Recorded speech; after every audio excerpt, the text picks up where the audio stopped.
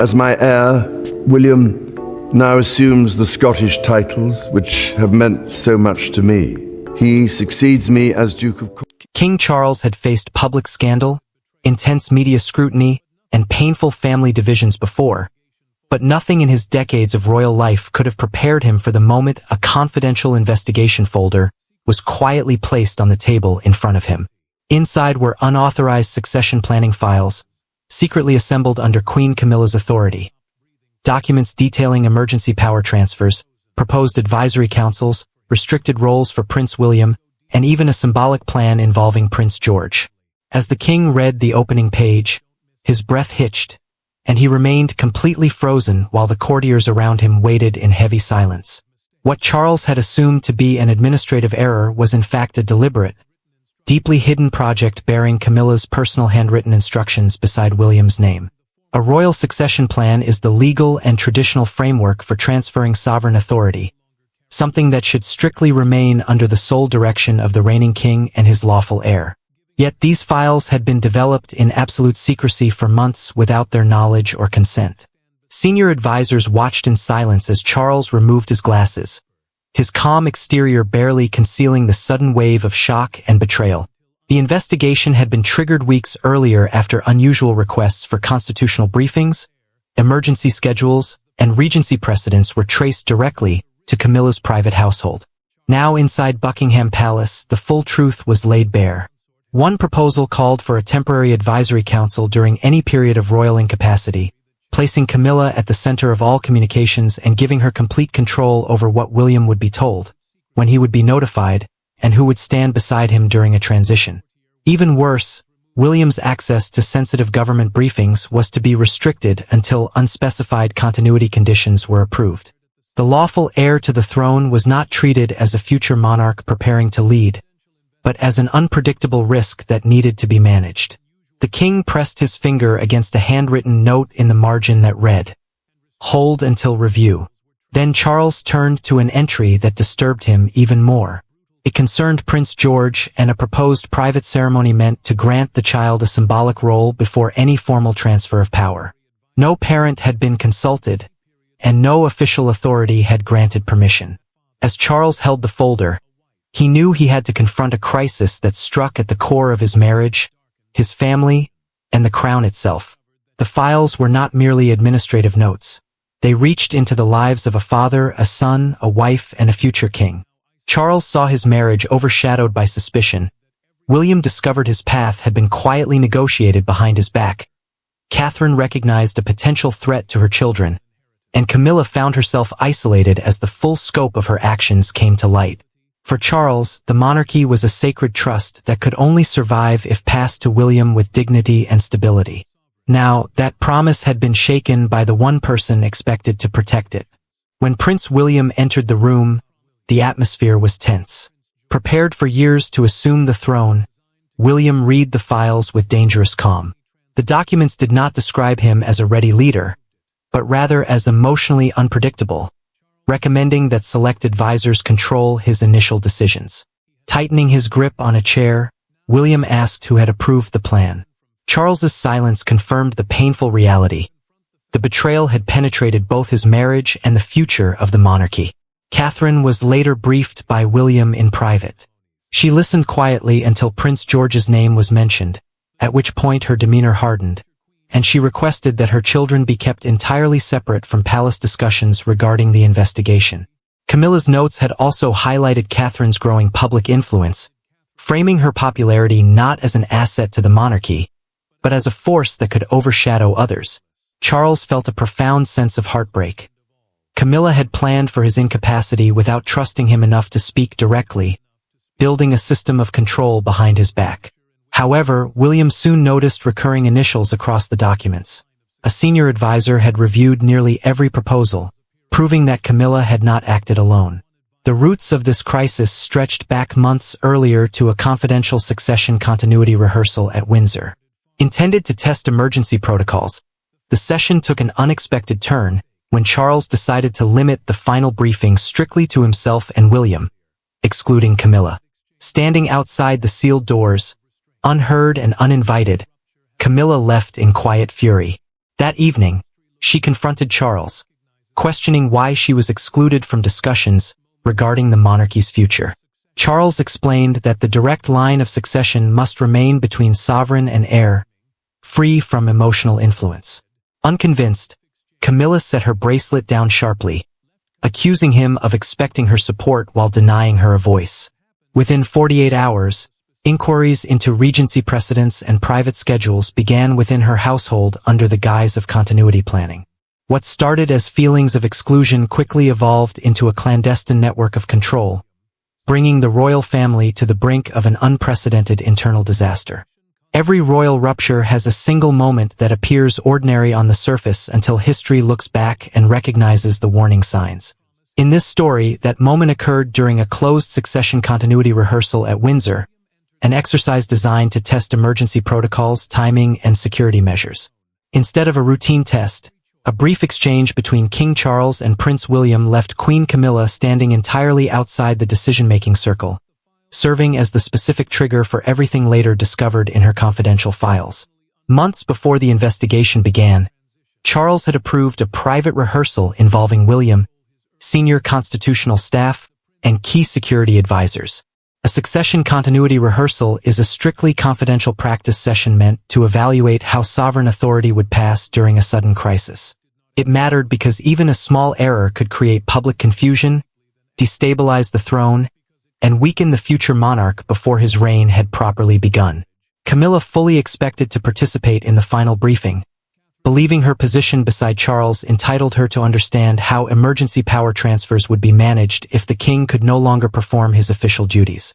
However, Charles reached a different conclusion, instructing an aide before the final session that the room would remain limited strictly to himself and William before requesting the doors to be sealed. Prince William heard the instruction and remained silent, understanding his father's desire for direct sovereign-to-heir control, while knowing Camilla would interpret the decision as a deeply personal rejection. Moments later, Camilla arrived outside the sealed room, hearing voices continuing beyond the heavy doors, while no staff invited her inside and no explanation was offered. The queen consort stood in silence before walking away, her composure barely hiding the sharp anger building beneath the surface. That evening, without staff present, Camilla confronted Charles, asking why she had been excluded from a discussion concerning the survival of the monarchy. The king replied that the crown must pass directly from sovereign to heir without emotional interference. His tone was controlled, but the emotional impact was immediate. Setting her bracelet down sharply on the dressing table, Camilla told him that he had made her responsible for supporting the monarchy while denying her any voice in what would happen after his reign. Charles insisted the decision was purely constitutional, but Camilla refused to accept his reasoning. Within 48 hours, formal requests began circulating within her household for emergency access protocols, regency precedents, restricted schedules, and briefing structures connected to William. A regency is the legal framework used when a sovereign is temporarily or permanently unable to exercise royal duties, and a trusted member of Camilla's household created the initial folder under the unassuming label of continuity planning. Soon after, Camilla obtained a confidential assessment of Charles's health, realizing that the transition she feared might arrive much sooner than anticipated. What began as an act of personal exclusion rapidly transformed into a hidden system of control, setting the stage for Charles to confront the woman who had built it behind his back. Entering the private drawing room with the investigation folder in hand, Charles found Camilla waiting alone, free from advisors, cameras, or ceremonial pretenses. Placing the files on the table between them, he asked whether she had been preparing for his death or preparing to control what came after him. Charles had ordered all staff to clear the floor to ensure the truth could be spoken without prepared statements or legal buffers. Examining the thickness of the folder, Camilla recognized that the investigation had probed far beyond the harmless administrative explanation her office had intended to offer. Opening the file to the section detailing restricted access for William, Charles demanded to know why his son and lawful heir had been treated like a threat to be neutralized. Camilla responded that William's open hostility, lingering distrust, and deep-seated anger toward her threatened to destabilize the monarchy during a vulnerable transition period, arguing that someone had to prepare for the chaos Charles refused to address. Pushing the folder across the table, Charles listened as Camilla admitted the files had been assembled under her authority, though she insisted the most restrictive recommendations came from advisors who believed William would remove them from power the moment he inherited the throne. According to her, these officials feared not only a loss of influence, but being blamed for every perceived shortcoming of the previous reign. The confrontation reached its boiling point when Charles turned to the pages concerning Prince George, which proposed assigning the young prince a symbolic role during the transition to build public pressure around family unity before William could object. A symbolic royal role carries emotional weight without constitutional authority, and seeing his grandson used as strategic leverage shattered Charles's remaining composure. He told her that planning for continuity was one thing, but using a child as shield and treating an heir as an obstacle was indefensible. Lowering her voice, Camilla revealed an even greater danger. A complete copy of the succession plan had already been dispatched beyond her private household to an external party capable of activating key elements. The investigation soon widened, exposing a broader network of private secretaries, constitutional consultants, and palace officials who believed the next reign would dismantle their influence overnight. Information was power inside the palace, and William realized several key figures had been quietly positioning themselves to direct his initial days as king. Sitting alone with a list of suspected names, William carefully marked each entry, discovering 2 individuals he had trusted during major family crises had participated in meetings linked to Camilla's plan. While William did not oppose legitimate continuity preparations, he fiercely rejected attempts to portray him as emotionally unstable or requiring external supervision. For Charles, the revelation that senior staff treated his health as an opportunity for political positioning was a devastating realization. The internal pressure culminated during an emergency council meeting where Charles presented a marked page to the senior private secretary, demanding an explanation for why Prince George's ceremonial schedule had been circulated without parental consent. The official admitted in a recorded statement that the schedule had been shared during planning sessions, led by Camilla's advisors to reassure the public, though William instantly recognized it as a strategy to render the plan emotionally unassailable. Investigators subsequently traced the external copy to a constitutional consultant hired to evaluate whether Camilla could retain a formal advisory position during the opening phase of William's reign. Draft statements had already been prepared to frame her continued involvement as a matter of national stability rather than personal power. Reacting swiftly, Charles ordered the network dismantled, freezing access, suspending meetings, and removing key personnel. However, before the shutdown was complete, details of the investigation leaked to the media, transforming an internal family conflict into a public crisis. The initial leak revealed just enough information to ignite widespread panic, with news outlets reporting that unauthorized succession files had been seized from Camilla's household. Palace phones rang continuously, draft schedules were hastily destroyed, and staff were removed from their posts. Amidst the chaos, the most painful element for Camilla was realizing that Charles had begun taking decisive action as a sovereign before speaking to her again as a husband. Official warnings reached palace communications that national broadcasters were preparing to report on the unauthorized planning, a distinction that carried heavy consequences because any appearance of a rival power structure damaged public trust in the monarchy. Acting without delay, Charles restricted sensitive file access, suspended 3 senior officials, and established a joint transition team approved by both himself and William. While necessary to preserve authority, every command further distanced him from his wife. Camilla received formal written notice that her private office was barred from accessing constitutional or succession materials. Reading the order twice, she folded the document and remained motionless after her staff departed, feeling publicly humiliated before Charles had truly listened to the fear driving her actions. Observing the situation, William experienced mixed emotions, desiring full accountability while fearing that Camilla's total public humiliation would leave his father completely isolated. Late that night, Catherine found William awake, struggling with whether protecting his father meant defending him from Camilla or stopping him from destroying his own marriage. Catherine reminded him that mercy without boundaries would invite future threats, whereas punishment without compassion could break Charles entirely. After confirming that Camilla had reviewed and approved the harsh language regarding William, Charles officially dissolved the proposed advisory council, destroyed its draft authority, and ordered George's name permanently removed from all unauthorized documents. Having dismantled the hidden machinery, Charles sent a private message requesting a meeting with William at Clarence House without aides, legal advisors, or prepared statements, choosing to face his son not as a sovereign, but as a father seeking to repair what had been broken. After days of intense personal conflict and institution-wide panic, the true turning point came without official witnesses or public spectacle. King Charles and Prince William met in a small private room with no aides, no legal folders, and no prepared remarks, allowing the formal weight of the crown to recede from the conversation for the first time since the crisis began. There was only a father forced to admit that deep fear had invaded his marriage, and a son forced to confront how years of silence and distrust had shaped the actions of those around them.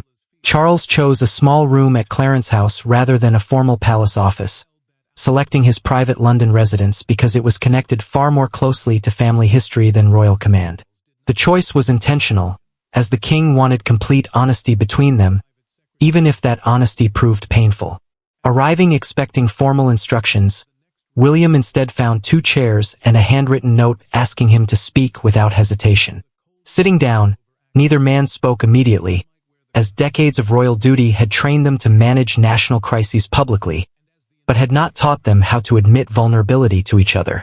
Breaking the silence, Charles confessed that he had consistently avoided detailed succession discussions because speaking about potential royal incapacity made him feel as though his own family was already preparing for a future without him. Every emergency rehearsal, every continuity framework, and every question about the transition had felt like a quiet farewell.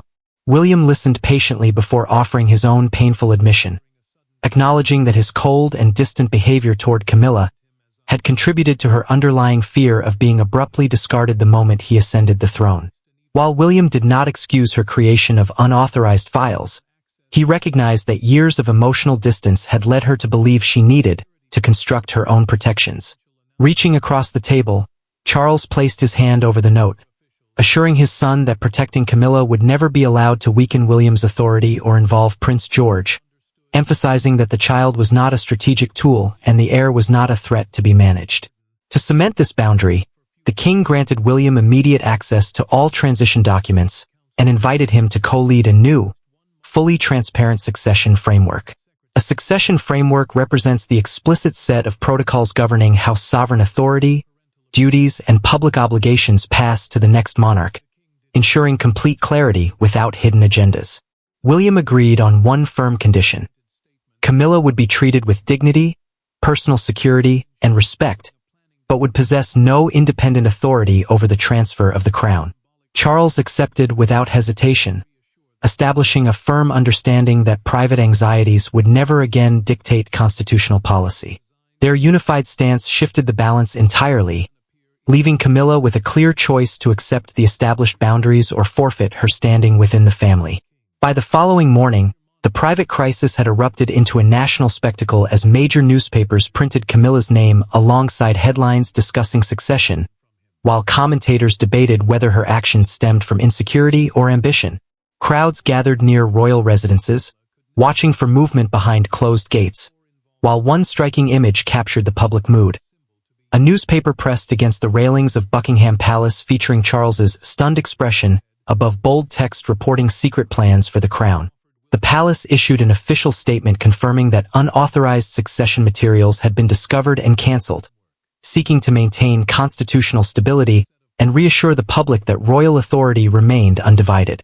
However, the statement intentionally omitted any denial of Camilla's involvement, signaling to the nation that the conflict touched the very heart of the royal marriage.